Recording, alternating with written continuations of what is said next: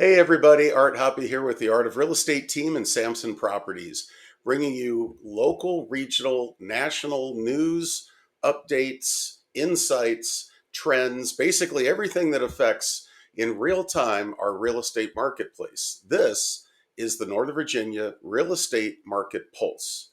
So, we're getting a lot of mixed messages as a result of different factors that are playing into uh, largely the national real estate picture. And it's interesting because, on the one hand, there's a lot to probably be concerned with, or at least be thinking of, and wondering what type of long term effects may be a result of. And then yet, we're getting a lot of encouraging information. So I'm calling this installment of the Market Pulse sort of a mixed message because, as an example, we've had recent news that this past year, that only 28 out of 1,000 homeowners across the U.S. Made a move, sold their home. That's 2.8%, which is apparently the lowest uh, number of people making a move in like 30 years. Now, what's behind that? Well, probably one of the obvious things is that people are sitting on these 3 and 4% interest rates in homes that they bought over the past 10 years or whatnot.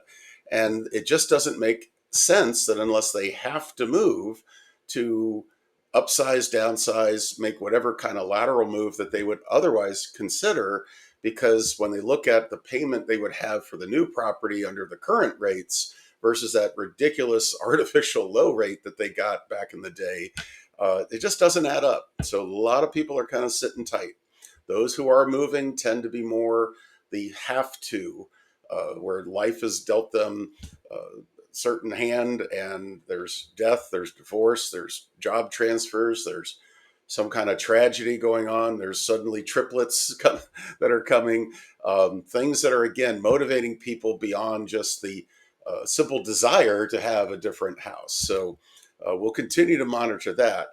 An update to a recent reporting that the average age of first-time homebuyers, I had reported based on information just recently, a couple months ago, had inched up to 38 years old. Well, now we're told it's actually hitting more 40 years average age of first-time homebuyers.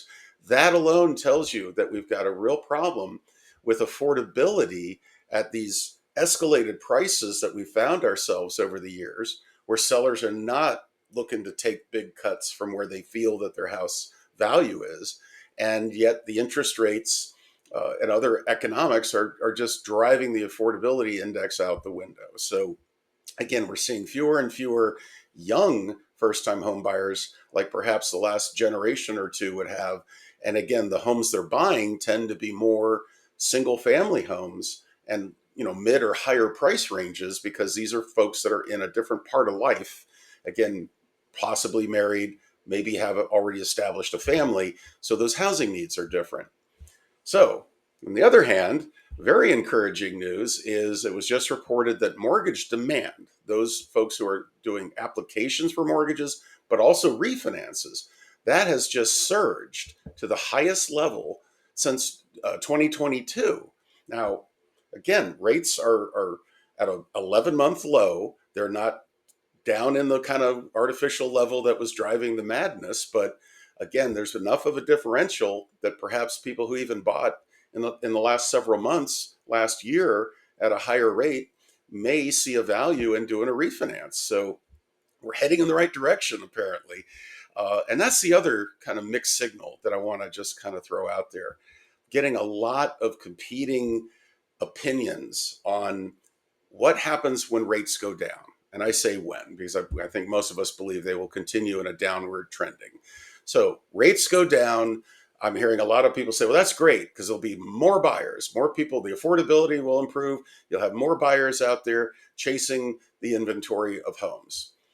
But on the other hand, we're also hearing from sources that if rates go down, or when they go down, that you're going to have a lot more sellers. You're going to have a lot more inventory, a lot more people who, again, when that differential of what their current rate is and the rate that they could achieve, as that shortens, as that becomes less of a drastic change that we may see more inventory. So who knows? We may have more buyers and more homes for sale when rates come down. But again, very competing thought processes from some very intelligent people that give very good reasoning that they would tell you that they're right, and that's what you can anticipate. I think the bottom line here is that none of us really knows, especially with this now the longest government shutdown in our nation's history. There's just so much uncertainty out there.